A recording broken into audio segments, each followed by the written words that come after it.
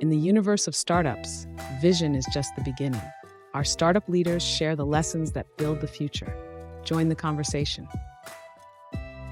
Hey, I'm Vicky, and this is the Just Be Better podcast with our Startup Leaders Talk segment, where we dive into the minds of founders and execs who are shaping the startup ecosystem. If you're just listening and prefer to see our faces, head over to our YouTube channel at Just Be Better. We love it when you tune in and join the conversation. It not only helps the algorithm, but also makes our guests feel seen and heard. I'm very excited to say that today's guest is Oakley Walters, not only an amazing growth strategist and marketing leader with a track record of scaling high-growth startups across industries, but also my dear friend and mentor. Since it took me almost a year to convince him to join me on the podcast, I will stop talking and let him talk before he changes his mind again. Oakley, I'm so happy to have you here finally. It took only 12 months of convincing.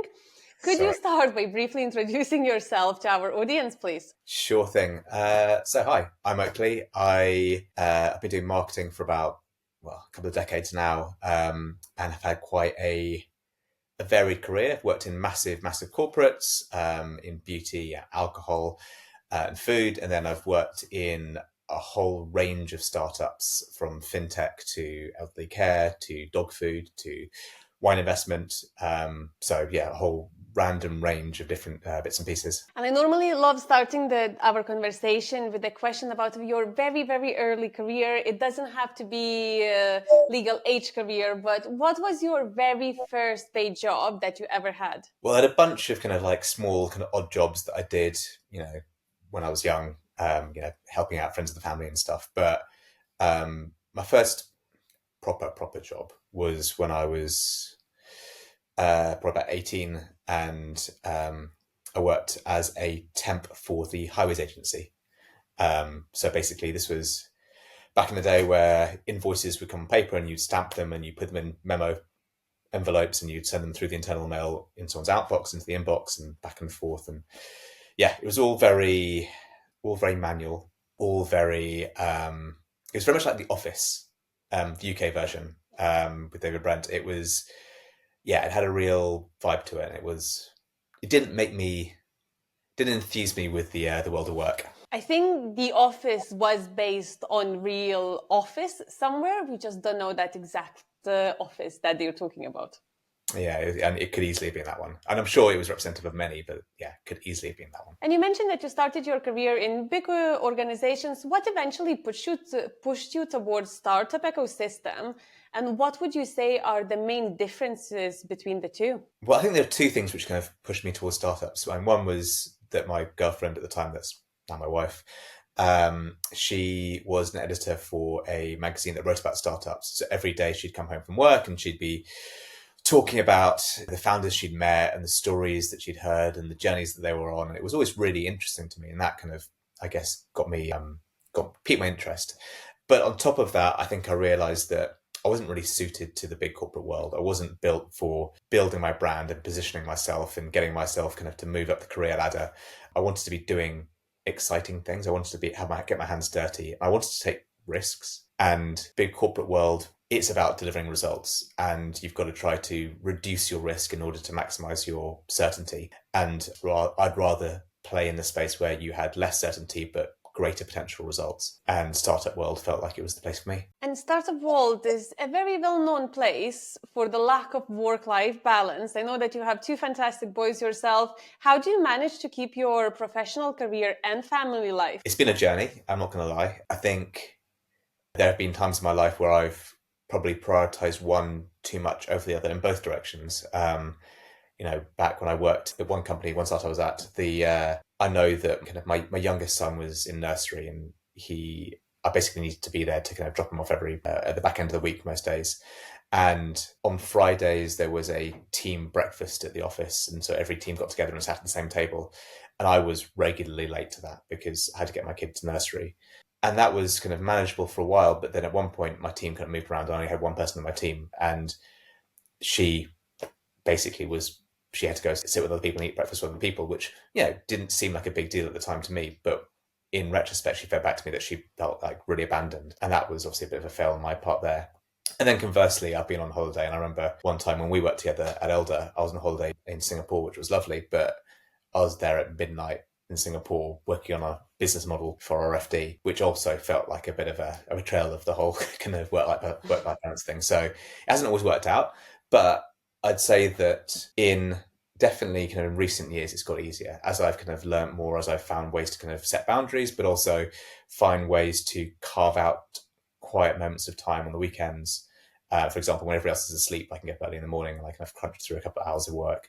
That always helps me kind of get what I need to get done without eating into important time with my family. On this one, do you think it eats up your personal relaxing and sleep time to work in a startup? You know the answer to that. Not as much recently. I think in time and over time, I've learned to regulate my stress levels, to be able to be more sanguine about the world generally, and not to overreact to things when they seem really dire. But definitely in my early startup career, I lost many nights to sleep. I mean, the startup world is high pressured, and there's always stuff to think about, and there's always stuff to be doing. There's never an end to the list of urgent things you need to get on, and that definitely impacted on my ability to cope. But again, as time's gone on, I've got better at dealing with that. I think sleep is the first thing that suffers when you actually join a startup company that you're really passionate about. If you're not passionate, it's not going to disturb your life at all. But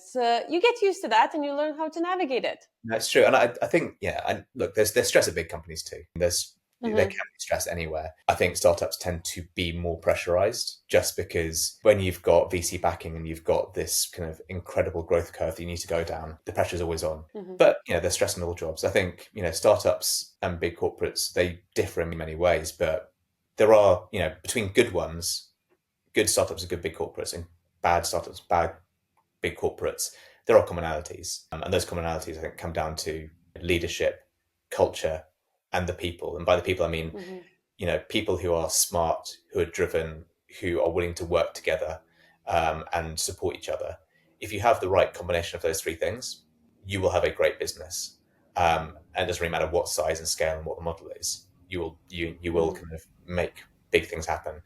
If you don't have those things, it can lead to a very dark and nasty place. And doesn't matter what size of business. Talking about marketing in particular, what do you think early stage companies get wrong about marketing and its role in the business? And this is obviously a kind of a sweeping generalization, but I think a large issue comes from the fact that a lot of first-time founders haven't got a huge experience of marketing, and their perception of marketing is quite distinct and quite focused.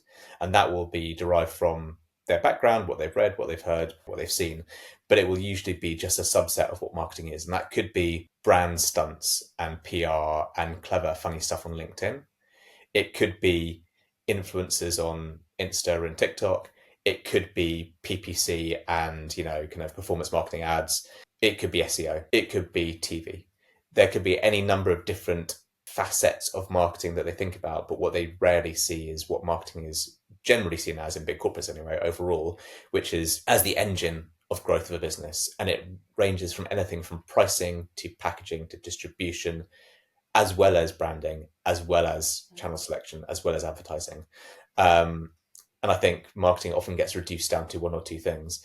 And that mistake often leads people to either under or overvalue marketing within the context of the levers they have to grow the business. There is still a traditional belief that marketing is a core business function which is responsible and has to be held accountable for companies' overall growth. Do you believe that marketing departments are overhyped in terms of their impact on a company's success, or their influence overestimated in certain industries? I don't think it's about industries. I think it's about business maturity. So if you've got a well-established business that's been around for a very long time, marketing's role primarily is to sustain current and future growth. And its impact is very important, but it's not the critical business function. Actually, in a business of that sort of size maturity, I think finance is the critical function, because the material gains you'll get, the biggest gains you'll get, will be through financial engineering and ensuring that you're kind of being as effective, as efficient as possible with the money that you deploy. In an early stage business, I think it flips the other way around. Finance is important because obviously without cash, the business doesn't survive or grow. But in reality, marketing is the core function. Marketing is the way that you understand how you bring your product or service to market, how you access the consumers, how you maximize the returns you get from the sales that you are able to generate, and how you can sustain that and build that over the medium to long term. And you can't do that without marketing. And with the rise of influencer marketing, and I think it's reaching a couple $1 billion industry now, do you feel like authentic brand storytelling is being replaced by superficial content? There's always been superficial content, right? There's always been good advertising and bad advertising. And I say advertising in the broadest sense. So that can be kind of, advertorials in newspapers. It could be TV ads, it could be radio ads, it could be print ads, it could be flyers and leaflets that you hand out, it could be PR, any sort of comms of that sort, right? There is good and there is bad. And bad is, and there's mediocre, which is kind of, you couple into bad. And bad and mediocre has always outweighed good by a factor of quite a lot to one. And that's always been the case because most people are mediocre at what they do and they don't push themselves to try and deliver really great results and really great storytelling. Now, with the rise of social media and then on the back of that, micro-influencers and then macro-influencers as well, I guess, yes, there has been an increase in the volume of superficial kind of throwaway comms with messaging that doesn't really deliver results for the brands that are trying to support them. But I don't think that's a disproportionate increase to the increase in good work that's done. That it's more visible because there's more of it. I really love this answer. I think in general, media and advertisement was always about, not to offend anyone in advertisement in general, but it is some sort of art of manipulation on how you sell the product by manipulating people to believe that is the only thing that they need now. And I think influencers is doing exactly the same. It's just because there's so many of them and the reach is much bigger than it used to be 20 years ago. It seems that it's everywhere and it's on a bigger scale. So I think it's still the same manipulation, but on a different scale, essentially. I think it's what social media has done is it's just made everything more present in your life. And whether that's kind of product placement and advertising is a part of it. But I mean, it's just your access to information in a format that is easily digestible and memorable is just exponentially increased. Prior to social media, you had the internet, and that did the same thing. But obviously, if it's the written word is less accessible, it's less viral in its own right. You put it into video, you put it then into kind of, I guess, cartoon and meme format. Suddenly, everything is much, much more in your face and much, much more top of mind. It doesn't make the thing itself more prevalent, it just makes it more visible. And what would you personally like to see more of in marketing? It's an interesting question. I'd say that firstly, less bandwagoning, less people jumping on the newest thing and the shiniest thing, and whether that's social media influencers or whatever it might be, Web3. There's a lot of noise and hype in marketing. Like the hype cycle of marketing is just insane, and it's usually nonsense. The vast majority of stuff that you need to know about marketing, you can learn from stuff that was done back by Procter & Gamble in the 1950s. It has changed and evolved certainly over time, but a lot of the core tenets of what makes good marketing haven't really changed in ages. Because, not to be quite cynical as you, but marketing I don't think is about warping people's minds and twisting them to want things they wouldn't otherwise want. What it's about is helping them understand what a product is about. It's positioning it in such a way that it relates to desires that they have in the world as a whole. And positioning a product in such a way, whether that's through the way it's designed, through what it is, in like the substance inside, through the packaging, through the pricing, through how you position it on shelf, how you stock it, all these things, they're relatively constant because humans haven't changed, right? The media and the way that we can get to people has changed, but we as creatures have not fundamentally changed in the last 100,000, 200,000 years. Maybe I'm overstating it, but it's tens of thousands of years at least, evolutionary speaking. So the way that we interact with the world hasn't shifted.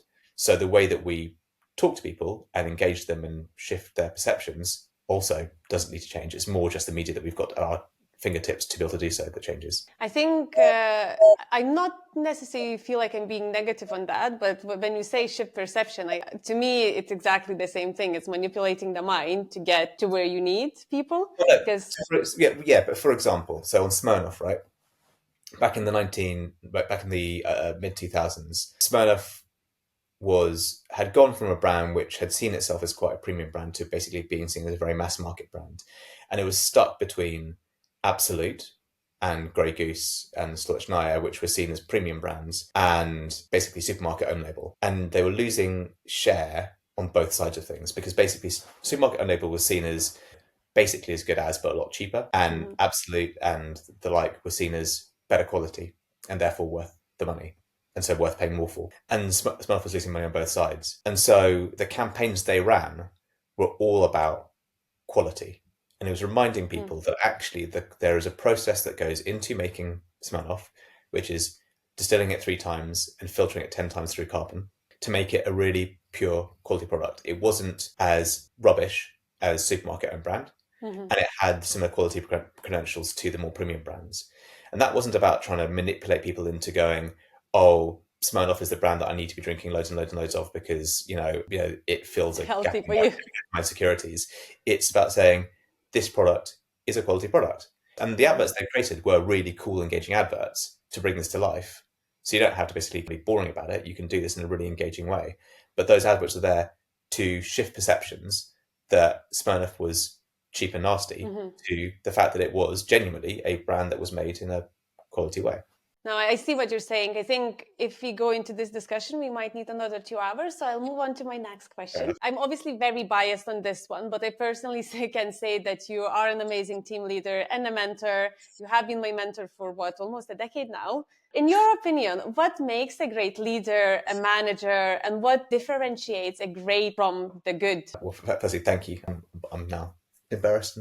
Anyway, so a great leader and a great manager are different things. A leader is there to lead, to inspire, to give direction, to give inspiration, to kind of set a purpose and help and galvanize people towards achieving that purpose. A manager is there to organize, to support, to nurture, and to kind of grow people as individuals and as part of a team. And you can do both things, but they are separate things. And I think what makes someone great at one doesn't mean they're naturally great at the other. And often I think people can get confused, and you can see a great leader as an awful manager and vice versa. To be a great leader, I think it's about clarity of vision and ability to communicate that vision, and then to help people visualize and understand the steps they need to take in order to achieve that vision. And that requires both thoughtfulness and understanding of the problem at hand, the ability to communicate really clearly, and the ability to basically articulate that message again and again in different ways so that people really internalize it and understand it and are inspired to go with it. It requires a certain type of charisma. Doesn't necessarily mean the charisma as people would always believe it to be, really kind of like loud and kind of like on the front foot. It can be a quiet sort of charisma, but I still think there's a charisma required to kind of be a good leader. To be a good manager, I think it's different. I think it's about, first and foremost, it's about understanding people. Being able to kind of communicate with people on a one-to-one basis, to understand their needs, their problems, again, to inspire them, but in a way that's slightly closer to the ground, to tackle the problems that are in front of them right now, to help them work better with other people around them, and to understand what their goals are and what their dreams are. And I think a really good manager understands that person won't be in their team forever, probably won't be in their business forever, well, almost certainly won't be in their business forever, and that's fine. And to be comfortable with that, and to help that person achieve the best they can for themselves, to set themselves up for the future, to basically set themselves up for that next step in their career, whatever it might be, whilst also delivering the most they can for their team and for the business they're in right now. And before we move into a speedy startup round, the last question for this section is, what is one piece of advice you would give to someone dreaming about marketing as a career? If they're dreaming about it, I'd be slightly concerned. But if someone was interested in giving marketing a go, in all honesty, I'd say build something yourself. Take something, an idea, whatever it might be, and build something. Give it a go. Spend a small amount of money and try to make something. Whether it's a course, whether it's a lemonade stand, whether it's an online kind of lipstick company, I don't know, but try to build something. It doesn't have to succeed. It doesn't have to be massive. It doesn't have to go anywhere, in fact. But just the very process of building teaches you a vast amount about the marketing. It also teaches you and shows you how marketing interacts with other elements of the business, because no part of any business exists in a vacuum. And I think where marketing often goes awry is when it starts to see itself as the output. when it starts seeing its goals as being the goals of the business as opposed to serving the goals of the business. So understanding how marketing can support other functions and other parts of the business is just as important as understanding how to be good at marketing itself. That's a brilliant advice. Thank you for that. And now we're going to go to a Speedy Startup Round. I think I mentioned to you, Speedy Startup is where I have, 20 questions. One of the questions has been posed by my previous guest to you. And this is the place where I will try not to argue or try to ask for explanations. So you can answer as shortly or make the answers as long as you want. Is that okay? That's fine. Speedy Startup Round with Oakley Walters. Perfect. So the very first question, Oakley, is what's the worst interview question you've ever heard, either told to you or heard by someone asking? I think the worst question I think I genuinely heard someone say this was, would you rather face 1,000 duck-sized horses or 1 horse-sized duck? Fair enough. I'll try not to say anything to this. Second question is remote, hybrid, or office? Hybrid. I'm always a fan of hybrid. What's your favorite productivity hack or tool? You know what? I've really struggled with productivity hacks. I'm not a very disciplined individual, so it's hard for me to kind of get into the habit of, doing a thing. In honesty, it's this notebook that you very kindly got for me. I tried all the digital tools under the sun, and for the last 10 years, and I've never been able to make one stick. And actually, just going back to using a notebook has been probably the most valuable thing for me. Early bird or a night owl? Early bird. I definitely used to be a night owl. I still think I would be if I didn't have kids. If not your current role, what would you be doing instead? So, I don't know. One of 3 things. I would probably be either doing something very, very similar. I like growing businesses. I like working in startups. I like tackling problems that are complicated and interesting and are teaching me new things. So probably working in a startup that's doing that. Or I'll be running a beach bar in Malaysia. Or I'll be running a bookshop, which is also a wine bar. So one of those 3 things. Love all 3 of them. I think you should start with the bookshop. If I ever exit and make loads and loads of money, which I don't, who knows? But if that ever happens, then that is on my list. Perfect. I'll wait for that day. What's a popular marketing practice you think is mostly performative rather than impactful? Well, I think a lot of it is down to the metrics that people choose and that they talk about. And people will bang on about success in campaigns because, like, at a really kind of, this is pretty basic, but like at a really high level, like on Google campaigns, you talk about the CPCs and how they come down, or the CPMs and how they come down. And it's all just nonsense. It's useful to know within a campaign how it's performing, and it's good for optimization, but it doesn't mean anything about the bottom line for the business. And I think in marketing, there are loads of things that can be measured easily, and those tend to be the things that people often talk about because they can be measured easily, and they're not the things that matter when it comes to moving the business forward. And I think that is the sign of a subpar agency or marketing team if they're obsessing about those things, but they're not thinking about how you're delivering to the bottom line of the business. What's one word your team would use to describe you? Well, you can probably tell me better than I can. Well, I cannot answer questions for you, so. Fair enough. I'd say, I don't know, maybe supportive. That would be the one that I would probably choose as well, so we're going with that. What's the most overrated buzzword in business right now? AI, obviously. What's the worst marketing mistake you see companies consistently make? I think the biggest marketing mistake is conflating advertising with marketing. What's your biggest work pet peeve? Ego. When people bring ego and emotion to the table rather than trying to solve problems like grown-ups. Basically, that I've seen it's kind of the number one kind of like anchoring point of bad management. I've seen it's not the only one, but it's one of the ones I've seen most commonly, where people fight battles internally over politics and over status rather than trying to work out how to move the business forward. And that just, it winds me up. What's the best perk you have had at the job? Well, at Diageo, we had a roof bar which overlooked London out in Hanger Lane, which is pretty beautiful and pretty nice. What do you think is the most underrated skill in business right now? I think it's an underrated skill generally, which is the ability to deal with ambiguity. In startups, it's everywhere, and it's really hard to get your head around it. Humans crave certainty and clarity because it helps you to move things forward. And in startups, ambiguity abounds. And those who are best equipped to deal with ambiguity and navigate it, I think are best set up to have a chance of success in the startup world. In big business, that ambiguity seems less apparent because there are so many structures in place and everything. There's much more data in place, and it seems that everything is much more stable and much more clear. But actually, I think in reality, there's a lot of ambiguity under the surface that people don't recognize. And if you can understand ambiguity and work with it, you can achieve great things. And you talked briefly about metrics earlier. What do you think is the most important metric you track for growth? It depends on your business. I can't answer that. Basically, it depends on your business and what you're trying to achieve and how you're set up and what your model is. That will determine a whole suite of things that you want to be tracking. So yeah, it's impossible to say without that, I'm afraid. Sorry. Should salary always be included in job ads? Yes. What role will disappear first because of AI? It's a great question. I suspect it won't be a role, it'll be a level, and it will be junior people, junior copywriters, junior designers, people like that, because experienced ones can work with AI to create the results they want. Or create bespoke things which AI can't quite get its head around. But it's the cheap pieces of design and cheap bits of writing which you would normally give to people who are learning the craft that basically you can give to AI and they can do a job which is probably nearly as good, maybe not quite as good, but nearly as good and good enough because you're not spending the money on it. And I think that has a dangerous knock-on effect for the next generation of copywriters and designers, because the way you get to be an expert is by doing the grunt work at the beginning and then learning your craft.